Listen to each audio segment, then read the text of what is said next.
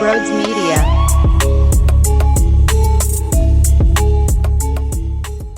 It doesn't feel right for me to sit here and do the obnoxious laugh, even after this win.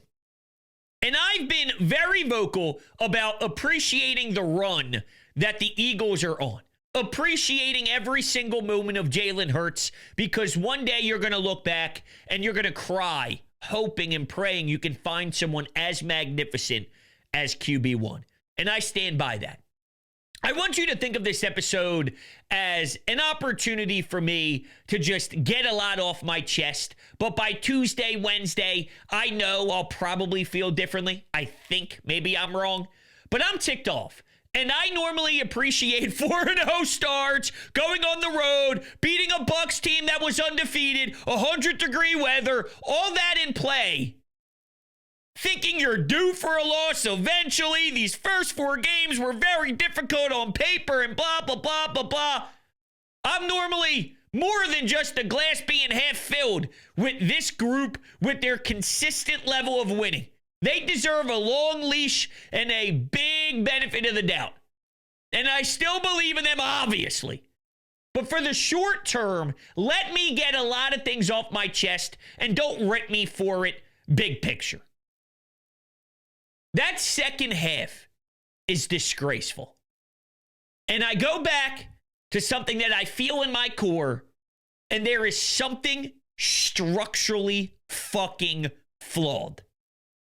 There's no way in hell you go from what you did in the first half to not being able to even get a completion in the passing game in the second half. Where again, you're looking at negative yards. Something is fucking broken if this offense is only recording negative yards. It's unacceptable. I was willing to give them so much love and so much appreciation, Kevin Patullo included, for the sexy red zone plays, those passes to Dallas Goedert. The fake tush push, unreal. I even saw a designed run for Jalen to take it up the gut, where it all started with a motion pre-snap from the right side of the line all the way to the left side. You could see the defense was glued on the motion, but it was all by design to confuse them, and Jalen takes it up the middle for a good gain. They were so prepared for all the blitzes. They knew Todd Bowles was going to throw a lot Jalen's way. Bang, had an answer. Bang, had an answer. Bang, had an answer. They were doing everything. Dallas Goedert in the second level, over the linebackers' heads, in front of the safety, right on the money. Boom. They were doing it all. Special teams. They blocked a punt and took it to the house for 7. Right after what happened with Jordan Davis against LA. So dialed in. You couldn't ask for a more determined start. How does it get that gross and that ugly? They won the football game, Brodes. I know. Let this episode be an opportunity for about 30 minutes just for me to let it rip, because I'd be lying to you if I didn't walk away from that game feeling disgusted. Like, I feel gross right now that you had to hang on for a win like that. And look, the defense, man, those 70-plus yard plays were backbreakers. Makuba, I have no clue what you were doing on the first one. Don't know how the ball even zipped through 2 defenders like that, but where was Makuba going earlier? But at the same time, I realize if all offseason long I'm going to say CJ GJ being gone is okay, and you have a young Makuba in there where you have to live with the ups and downs, well, this is part of the downs. It can't happen. It pisses me off. But you got to know a rookie's going to make boneheaded mistakes. You have to live with that sometimes, and that's sort of what happened there. And then with Jahad Campbell on a running back, there's no pass rush. And we knew they were were limited in pass rush without Nolan Smith being available, but there's no damn pass rush. And when Baker Mayfield has 57 seconds in the pocket, eventually Jahad Campbell's probably going to lose a running back in coverage. And that's what happened. But outside of those plays, I mean, when your offense is going 3 and out, 3 and out, 3 and out in 100-degree weather, they're dying on the field. So the fact that they can still survive, make a play where Jahad Campbell, Reed Blankenship gets the tip, and then Jahad Campbell gets the interception in the end zone, that's insane. Q was all over the place, telling the young pup, yo, it's cute what your stats were prior to this week. I'm a different fucking animal. I'm putting you in jail. And I think as time went on, you could see there were more hands-on play by Q, and maybe he was just getting tired. Maybe it was the sun beating them down because they were out there so much. But he was insane following all game long. You survived with Ringo. I did think that you could see the difference, the tackling by Zach Bond, the tackling by Campbell when he pops Bucky into the ground. I don't want to ever see anybody get hurt, but that's the difference in tackling. Ringo is the softest baby shit. He had the one play where he did a good job of being in an area of space long enough for his teammates to help gang tackle, even though he should have been able to wrap up and tackle. He didn't, but his teammates had his back and helped out there. But you survived with that. DeJean is ridiculous with his tackling. Zach Bond, obviously, he's chasing guys down where there should be a 5, 6, 7-yard gain. He stuffs them at the line of scrimmage and forces the Bucs to have to, have a 4th down conversion or a 3rd and short conversion instead of it being 1st and 10 and the chains moving. But you took advantage of some turnovers, right? The turnover with the fumble. You put it in the end zone right after that. There was a big Jalen Hurts 3rd and 5 run where he gets to his left, he gets the 1st down, and before you know it, it's in the back of the end zone. So how, even with that turnover and with punching it in for 7, was it an 8-point game? It's inexcusable for the offense to have 3 straight passes to A.J. Brown where there is nothing creative about it. Well, why can't A.J. get the ball? Did you see that series? The A.J. Brown series. That's what I like to call it. Did you see that series? There's something structurally wrong. He was targeted a good amount of times. He had 2 receptions for about 7 yards. There's got to be something drawn up better for A.J. Brown. And if the case is Todd Bowles made sure they were selling their soul so A.J. Brown can't beat you, that means there should be something so wide open within your scheme that you pick that apart over and over and over again to the point where Todd Bowles has to adjust because they're dying by the other opportunity, which then reopens up back A.J. Brown if they go that route, or they just die because you're just constantly targeting whatever is open. But that's not the case here. It's just all out of whack. It's all out of sync. It's broken. Saquon Barkley not being able to get any run game going, there's something being told to the other team. There's a tell. There's a reason why he's getting suffocated that badly at the line of scrimmage. Something isn't right. He can accidentally get 90 yards. It shouldn't be this difficult for him to get the yard total that he's getting on a game-to-game basis right now.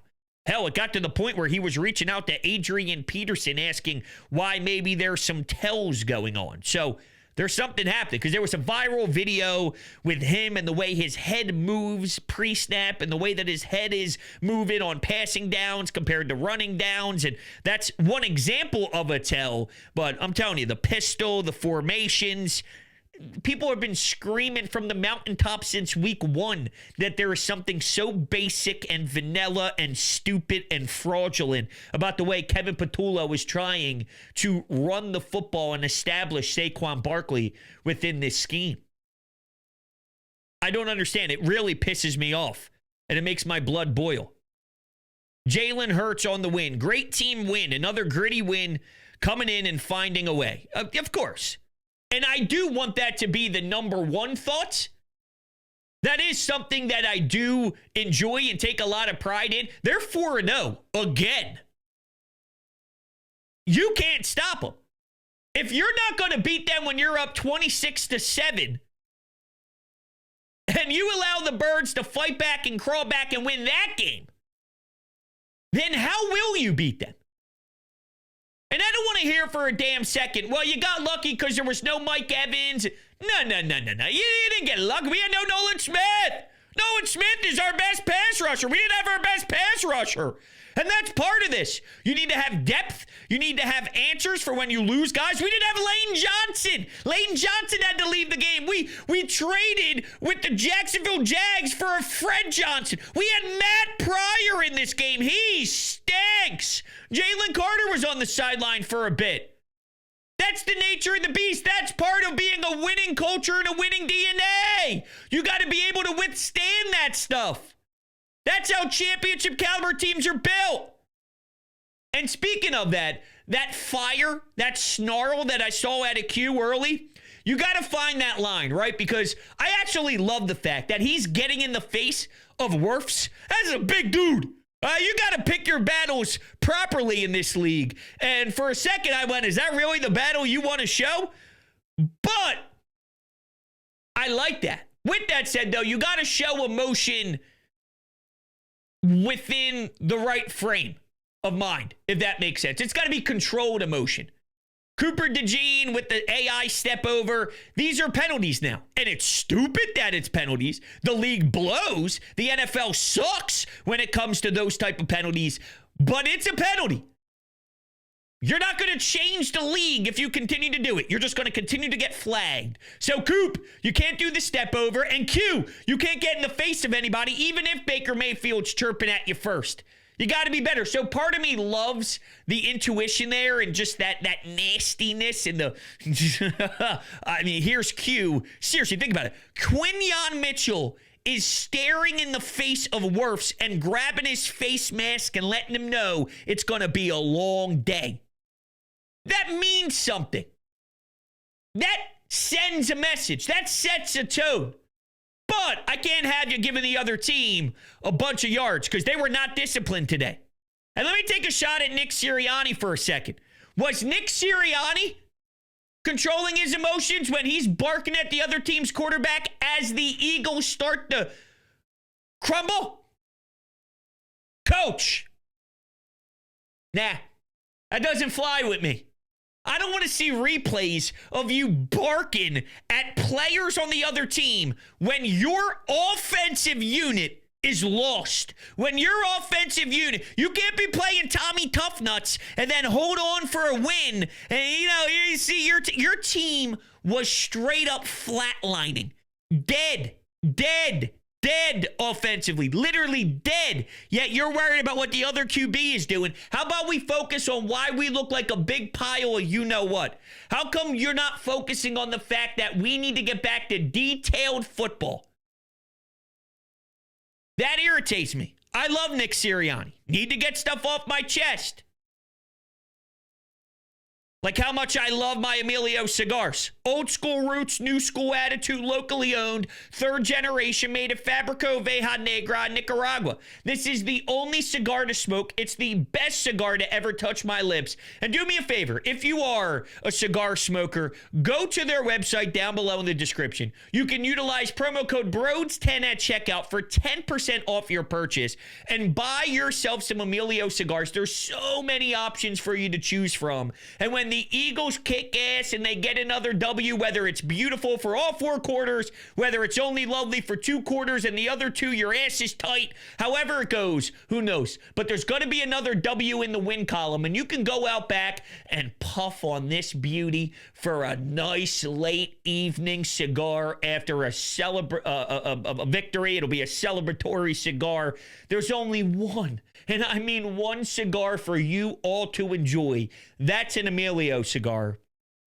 Whether you love golfing with the boys, whether you want to just enjoy it out back by yourself, whether family parties are in the future here, be the man. Bring your family Emilio cigars and show them you know what the hell you're talking about when it comes to the cigar game. Make sure you get your 10% off. Brodes10 at checkout. All right, what else we got here? That 3rd and 6 by Baker. I thought they were going to do something, huh? I really did. I thought they were going to do something there with that Baker 3rd and 6, because that's how the Bucs have been winning. Late, less than a minute. And it's funny, they were 3-0. Statistically speaking, with the point differential, they were 3-0 with the point differential of +6, which has been one of the worst run differentials in NFL history for a team that is 3-0. Now, I won't throw shade at a team for that, because I do think there is a craft of winning football games by any means necessary. I can't preach that on one end like I do every week with Jalen, and then when another team finds gritty ways to come back and you think the Jets are going to win after special teams comes into play, but here's Baker driving them back and you get a field goal and you win, or however it plays out, I think there is something to the way that they rally around Baker and they find it and they just get a groove going. And, you know, they could have been down and out, but here's 70-yard touchdown bombs against Vic Fangio's defense with some really solid secondary pieces in the Eagles secondary. They just keep coming. They just keep attacking. So just because their point differential was low, I still valued their 3-0 start way more than just what the numbers told you about their 3-0 start. And that was proven on the field. They were in this. And somehow this defense, playing that much time in the second half, in that heat, still managed away.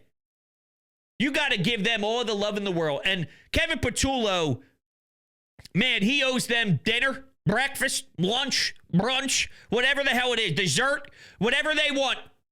They deserve meals for the whole week coming out of your pocket. I thought for a second we'd actually be able to appreciate and say, was that the Kevin Patullo breakout game? Because what did I think that Rams game was? I said that Rams game could have possibly been, at halftime, the week 5 bye week of last season, where they came together and realized this is what we're capable of doing. And then you start the first half like this, and I'm thinking, there it was. I was right again, Brodes. Damn, when you look in the mirror, you just see excellence. You see greatness, not just your hair, not just your shoes, not just your beautiful wife and your daughters, not just everything, but your football knowledge as well. Because since that second half where Jalen yelled at Patullo, this was a different team. That was a difference-making moment. Look at how the first half of the next game kicked off, and wow. And then they literally urinated all over themselves. Piss everywhere. That smell of urine that is gross and disgusting. Yeah, that's the smell. Ugh, gross. I wouldn't be surprised if Kevin Patullo just felt obligated to fall back into the we're playing not to lose attitude, which would irritate me because all I heard from Devontae, AJ, Patullo, Sirianni, Jalen all week long is we have to be the aggressor. We can't wait to see what the other team is doing and then try to counterbalance that. We need to do what we want and have the defense to counterbalance us. Aggressor, aggressor, aggressor. Well, it looked that way early. You have to keep that same energy all throughout the game. Running the ball 9 straight times, but can't even get any success with the run. Well, then, what are you doing? And are you trying to run the ball because you want to kill the clock because you're up so big in the second half? How about this one? The classic, it's 3rd and long. We'll just run it and kick a field goal. No. Go for the jugular. Try and get a touchdown. There is a way where on 3rd and long, you can just get an incomplete pass and still kick the field goal anyway. What's wrong with that? Wouldn't that be an aggressive mindset, being the aggressor, going for the touchdown, and if you don't happen to get it, fine. You then kick the field goal anyway, but at least give your team a chance to get even more separation and punch the Bucs out of this one. Well, they don't even have a chance to think they could come back because you get 7 instead of 3. But you settled because the 3rd and long, and oh my God, they did it again. Did it a couple times. One was for a punt, one was for a field goal. That's not being the aggressor. That's being a little bitch. That's what that is. And I can't stop thinking about that A.J. Brown series. Nothing there. Nothing at all. Even when they tried a deep shot, it wasn't even there. 2 guys on him. The ball was thrown out of bounds, but there was nowhere to throw the ball. It wasn't there. But watching that and seeing the frustration and seeing Jalen force feed it, he's trying to get his guy the ball. Whenever you say, well, how come we can't get Jalen to throw the ball to AJ? It's not there. It's not there. I played you guys an audio clip from Uncovering the Birds podcast, which is Jeff McClain of the Philadelphia Inquirer, maybe about a week and a half ago. And he spoke with someone in the organization that said it just feels like sometimes this offensive coaching staff asks the players, because they're just talented, to just beat the guy. Nothing else other than, you're better than the, just go beat him and we'll win because you just go beat him. Just go beat. There's nothing to it. There's no details. There's no fundamental. Just go beat him. That's what it looks like they're doing with A.J. Brown. So if that's what someone inside the organization told Jeff McClain, and then I'm watching this with A.J. Brown, those routes scream to me, A.J., just go find some space and beat your guy, and we'll get you the ball, I guess. That's not how this works. This is the National Football League. You're facing Todd Bowles. I always use Vic Fangio as the example. Imagine if someone was doing that to Vic Fangio. Swallowed up. 0 chance to win. That's not going to be effective in the National Football League. Even guys like Justin Jefferson and Jamar Chase and A.J. Brown, there needs to be a formula. There needs to be an identity with what you're trying to do. There's things and wrinkles within the play. I forget which game it was. It wasn't the Eagles. I don't think it was this Sunday morning game. It could have been between the Steelers and, who was it? Minnesota with the Vikings and Carson Wentz. Man, did I have PTSD watching that. I forget which game it was, but it doesn't really matter. Whoever was on color commentator for that game showed motion pre-snap. It was a touchdown play for whatever team it was. But the motion pre-snap changed so a linebacker was in coverage because a hybrid safety linebacker style player went with the guy in motion to the left side of the field. So when the ball was snapped on the right side of the field, instead of having that hybrid safety that would have been there if there was no pre-snap motion, you got a linebacker in coverage and you picked that apart. So you set up a certain matchup. Once you saw what was going on, boom, you take advantage of it. The reason I say that is there's meaning behind everything. Without that pre-snap movement, you're not getting the finishing touchdown pass the same way. Maybe you still do if you get lucky, but that's what created the mismatch. You need to create, through formations, mismatches. It's football 101. I don't think Kevin Petullo knows how. And the more and more I think about it, as much as we despise Nick Sirianni from a schematic standpoint, this shouldn't be a surprise. Kevin Petullo is Nick Sirianni. They're the same guy. So if we hate Knicks, we're going to hate Petullo and Nick together. My God. That was so ugly, man. It was just so damn ugly.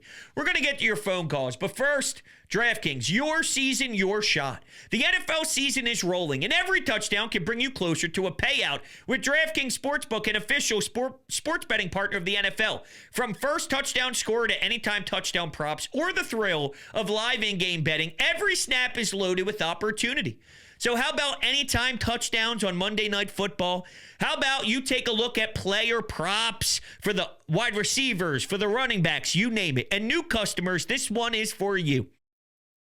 Bet just $5 and get $200 in bonus bets instantly. Plus, score over $200 off NFL Sunday Ticket from YouTube and YouTube TV. So download the DraftKings Sportsbook app and use code Brodes. That's code Brodes to get $200 in bonus bets instantly when you place your first $5 bet. Plus, over $200 off NFL Sunday Ticket from YouTube and YouTube TV. In partnership with DraftKings, the crown is yours. Gambling problem? Call 1-800-GAMBLER. In New York, call 877-8-HOPE-NY or text HOPE-NY 467-369. In Connecticut, help is available for problem gambling. Call 888-789-7777 or visit ccpg.org. Please play responsibly on behalf of Budo Casino and Resort in Kansas. 21 plus age and eligibility varies by jurisdiction. Fees may apply in Illinois. Void in Ontario. Bonus bets expire 7 days after issuance. See sportsbook.draftkings.com/promos.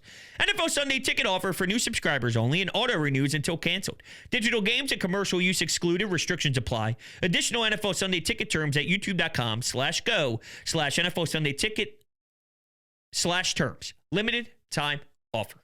All right, let's go to the phones. Let's go to Sean. Kevin Patullo. How could it look so good and crisp in the first half and so wretched in the second half? These are the questions that we're left with. Defensively, look, you exploited the rookies on two separate plays, but those guys are out there on the field in that heat all day. The offense didn't do them any favors, and they dug deep, and Moro Ojoma made the sack, and before that, Campbell made the interception. They made plays when they had to make them. A gut check win provided to you by your defense. But offensively, it's got to get better. I mean, it's just, again, more questions than answers. How could it be this bad from halftime to what we saw in the first half? How can you not scheme your receivers that are that talented open against the Buccaneer defense that was banged up too? How can these skill guys not create separation, and how can you not be creative enough to call plays where they can create separation? But despite all the complaining, we're 4-0, and that's all that matters. It is all that matters. And you're right, though. The Bucs were dealing with some injuries mid-game as well, which should, in theory, only make it easier for you to be able to have success and have rhythm within your offense. But it was straight up vomit. And I don't get it. This offense has too much firepower that if it's this gross, I've seen bad quarterback play. And there are guys that are backups that are so overwhelmed.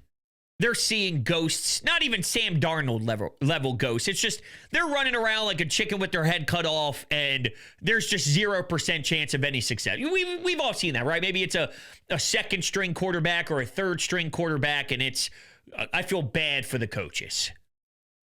If you have negative passing yards and 0 completions with a quarterback like that, okay. But for all the things you say about Jalen and what he can't do and this and that and blah, blah, blah, this is so incompetent of an offense in the second half that it relates to guys who don't deserve to be in the league. We debate if Jalen deserves to be in the category of Pat Mahomes, Josh Allen, and Lamar Jackson, right? Joe Burrow. We debate if he's top 10, top 5, top 7, top 3. And we drive ourselves nuts. But when someone in that atmosphere, that tier, starts to look like second or third stringers that don't deserve to be in the league statistically by not completing a pass in the second half, there's a disconnect. I would tell you straight up, if I thought Jalen was playing the quarterback at a level that was making this look rough. Sometimes there are throws. There was a throw a few weeks back to Dotson, and it took a while to get there, and it sailed on him, and it was a little weak, and the offense was struggling throughout that time as a whole, and I said, that's a throw Jalen needs to do better at. That's a throw where that's on Jalen strictly. The play was there. It was a little while. Now, Josh Allen has throws he wants back. Lamar Jackson misses throws. Pat Mahomes misses throws. They are human. Great quarterbacks want throws back. But in that particular instance, I said, hey, you got to get that ball to Jahan Dotson with a little bit more oomph. You got to. this isn't a product of your quarterback is making it all look ugly because he's the one with the ball in his hands. You see the difference in sex appeal. You see, that's a way to describe it. But you see the difference in the style that it looks in the first and second half. Those were not the same plans. One was you have a big lead and it looks like you took your foot off the gas. And Merrill Reese even said this. It looks like they're playing not to lose. They do that all the time. This regime, this coaching staff, Sirianni, Patullo, they like to play not to lose. And they did it again after the message being we want to be the aggressor, which shows me that when they want to be the aggressor, even without a run game, they can be the aggressor and dominate and whoop ass. When they want to dictate it, they can. On the road in 100 degrees and be the best team in the NFL. When they want to play not to lose, it looks like that. They were the aggressor in the second half against the Rams. They were the best team in the NFL, beating up on a team that is going to be extremely competitive in the NFC to try and represent the NFC in the damn Super Bowl. So far, you look around the league. The Rams are going to be a contender in the NFC. The Bucs are a competent, good, pesty team in the NFC. These are good teams in this conference. When you are the aggressor, you're fucking dominating them. And when you are playing soft, you allow the other teams to either take big leads or you allow the other team to stay in the dogfight. Stop doing that. Stop doing that. Let's go to Mist. Hey, Brodes. 4-0, buddy. That's 4 wins. And that's 0 losses. Look, Tampa in Tampa. It's always a problem for us. Come out of that with a win. That's all that matters, right? Yeah, the offense looked pretty ugly at times. And Baker Mayfield out there doing Baker Mayfield things. I hate how much I kind of like Baker Mayfield. That's okay. But I do too. Defense gets it done when they need to. Coming up with clutch turnovers. And what do we say, baby? Defenses win championships. You can let the offense do what it's got to do. We'll figure it out. We know it's in there. And we can take as long as we need to figure it out because this defense will shut people down. Go Birds, baby.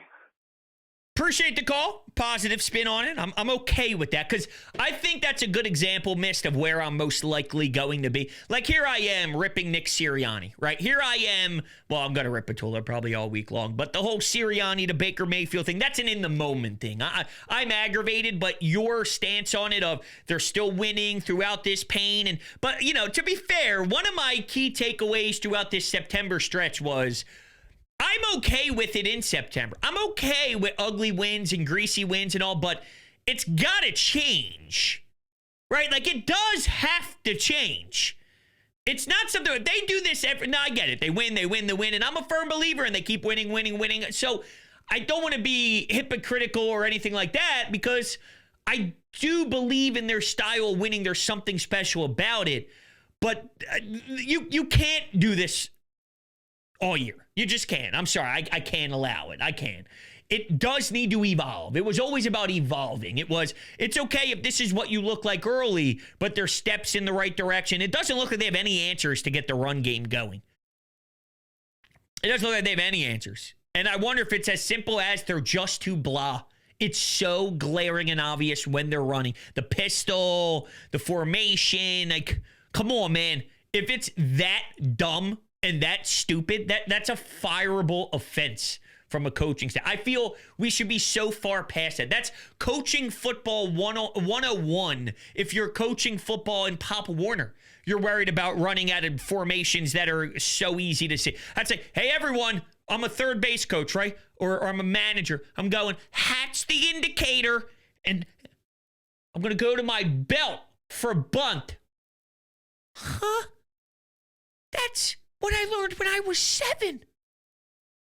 Hatch the indicator. First thing I touch, if I go to the belt, that's a bunt. That's what it looks like Kevin Patullo's trying to do to get this run game going. A.J. Dillon's getting her most explosive run play. What was it, 11 yards? Just trucking people? It's crazy. So, I hate that I feel this way because it does go against everything that I believe in with the Jalen Hurts and Sirianni era. Listen, they haven't lost a game in a year. Like, actually a year. A full calendar year. They haven't lost a game in a full calendar year. That's special. But there's something about the way this game ended. I'd be doing everybody a disservice if I just pretended that I wasn't irritated. This one irked me. And I get that this could be very similar issues to games in the past, and games in the past didn't irritate me as much. But this one did, for whatever reason. Whether it's because in other games, it started rough, ended better. This one started great, ended worse. Maybe it's just that simple. I don't know. But man, that was ugly. That was so ugly. Just for the moment, it irritates me. What are you thinking, Sam?